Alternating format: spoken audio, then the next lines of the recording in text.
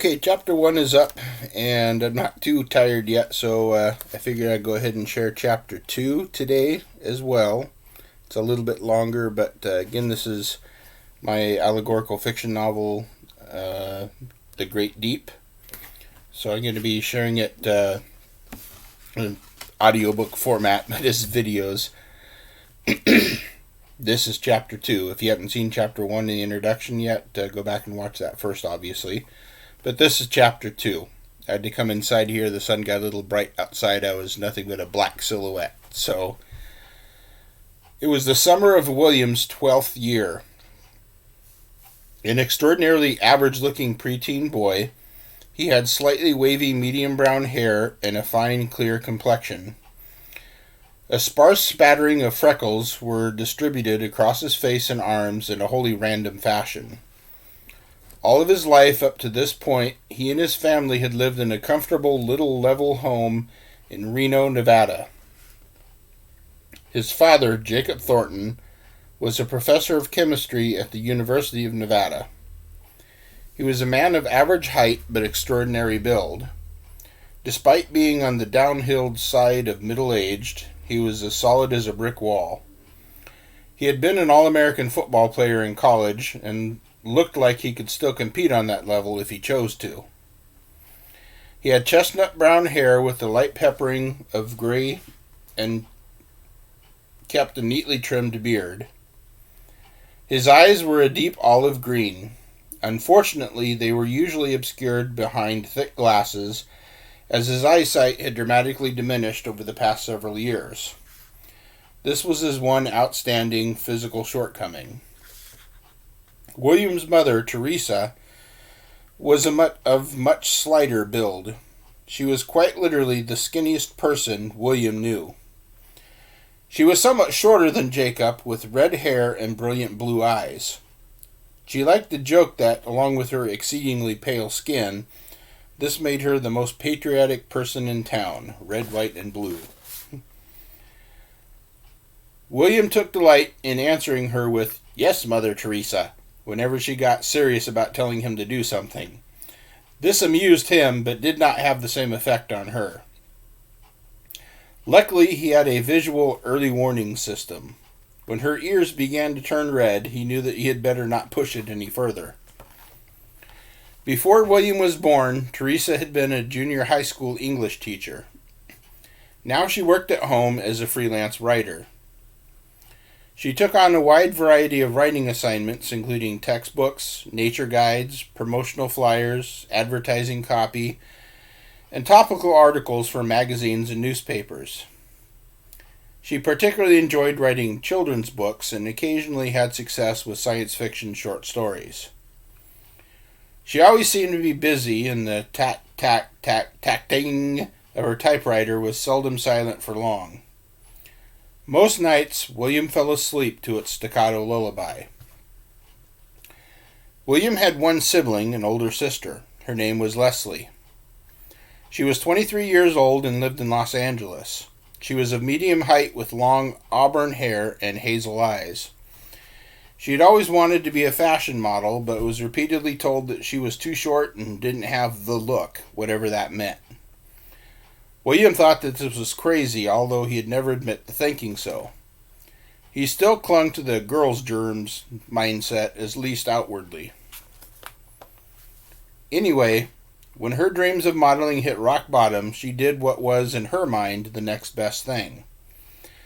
She took some graphic design and commercial art courses at a community college and landed an apprenticeship as a set designer. She traveled with a small team designing and building sets for fashion shows. They also occasionally took special jobs building seasonal displays for major department stores and clothing stores. One year she had actually helped put together the Christmas display at Macy's in New York City. This put her on cloud nine all the way up until Easter. Although Leslie's dream of being a model never materialized, she was satisfied that she was still in the industry, as she put it. She tried to make it home to visit during the holidays each year and occasionally had the opportunity to visit at other times. Whenever she was traveling anywhere in the general area, she would do her best to drop in for a day or two. This was one of those occasions. Leslie had several days off between jobs and had flown in to help the family pack.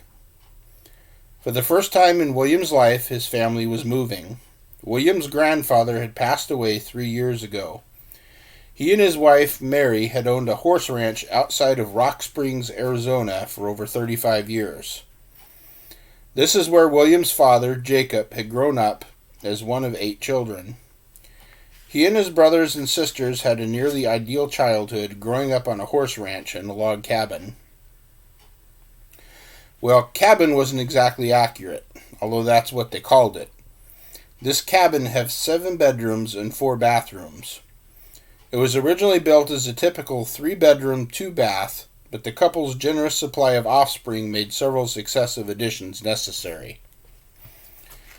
Luckily, they could afford it. William's grandfather, Seth, didn't just raise horses, he raised thoroughbred racehorses. He seemed to have an unusual knack for this, and many of his horses enjoyed outstandingly successful careers.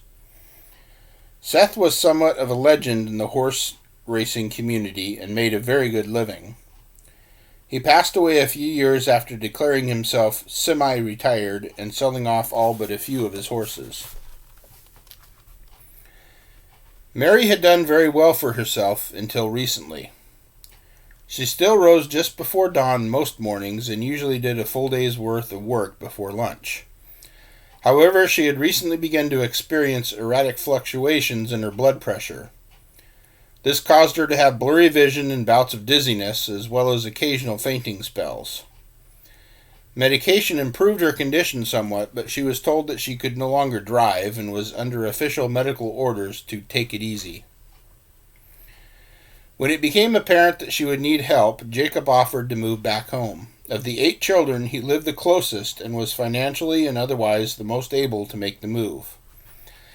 He also welcomed the opportunity to live in the country again. He looked forward to bringing up his son with the family farm experience. He landed a position teaching chemistry at Northern Arizona University in Phoenix. With the exception of a few orientation meetings, he would be off most of the summer. He didn't begin teaching until the fall term. So the Friday after William's school let out for the summer, he and his family finished the last of their packing, loaded their rental truck, and left for Rock Springs, Arizona. They could easily make the trip in 2 days, but planned on taking 4. They wanted to see the Grand Canyon and a few other sites along the way.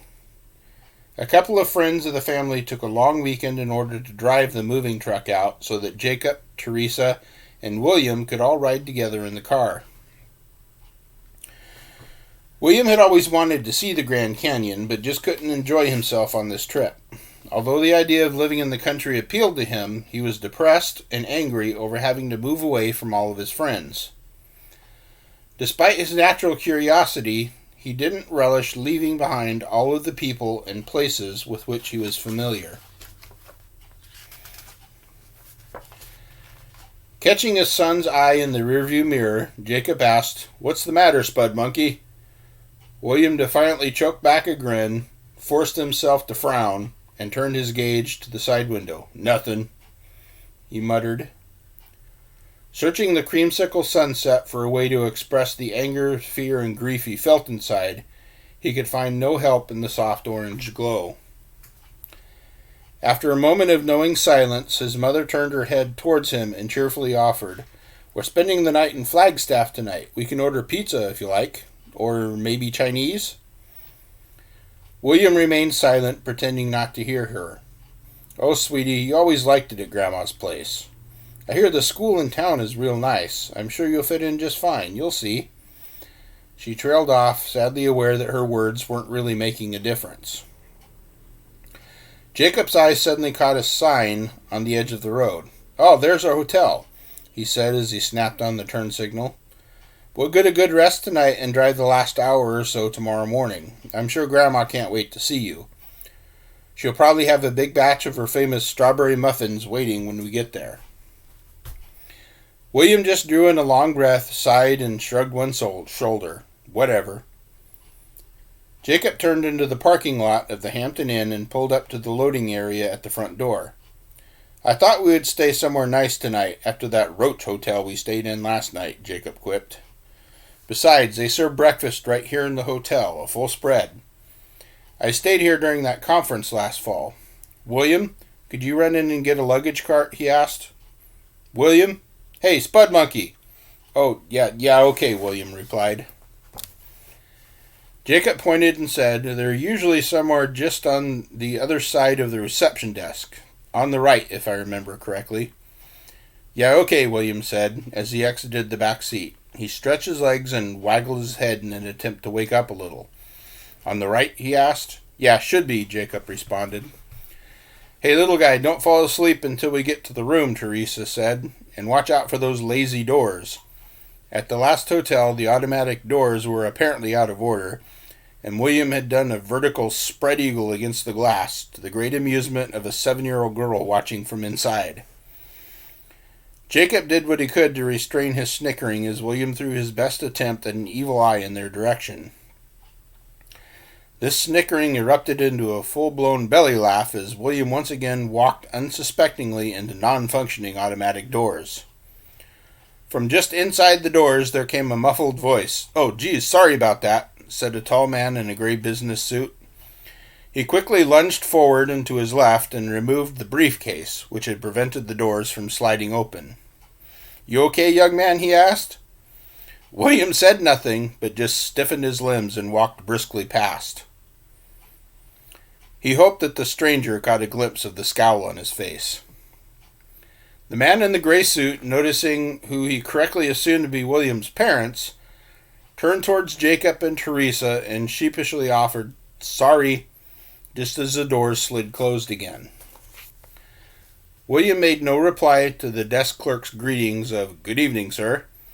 He walked straight past the front desk and retrieved a luggage cart from the little side room where they were stored. The left, Dad. They're on the left, he muttered to himself. As he arrived back at the car, he knew something was up. The luggage was stacked neatly by the back bumper, normal enough, but Jacob and Teresa had mischievous looks on their faces, and Jacob was holding something behind his back. Teresa began, Hey, sport, before we head in, we figured there was something we needed to give you. For your own safety, Jacob added, as he whipped out his old college football helmet from behind his back. This time sincere humor went out, and William joined in the laughter. Jacob, still snickering, loaded the luggage onto the cart and said, Help your mom in with the luggage. I'll park the car and be right in. William and his mother each took charge of one end of the cart and headed to the front door of the hotel. This time, just to be sure, William stopped short. He stepped forward, waving one arm high in the air, and the doors obediently slid open. That's my boy. Good thinking, Teresa said. Better safe than sorry. Again. They waited at the front door for Jacob. He came strolling in the front door, humming some nondescript tune, and bounced up to the front desk. He signed a couple of papers, paid with his credit card, and got a room key. 412, he began. The elevator's down this way at the end of the hall. The elevator was on the left, and William had a considerable amount of difficulty getting the luggage cart to make the turn. Maybe you could just pull it up the stairs, Teresa suggested. Jacob helped him straighten out the leading end of the cart and pulled it into the elevator. Teresa and William joined him inside as he pushed the button for the 4th floor.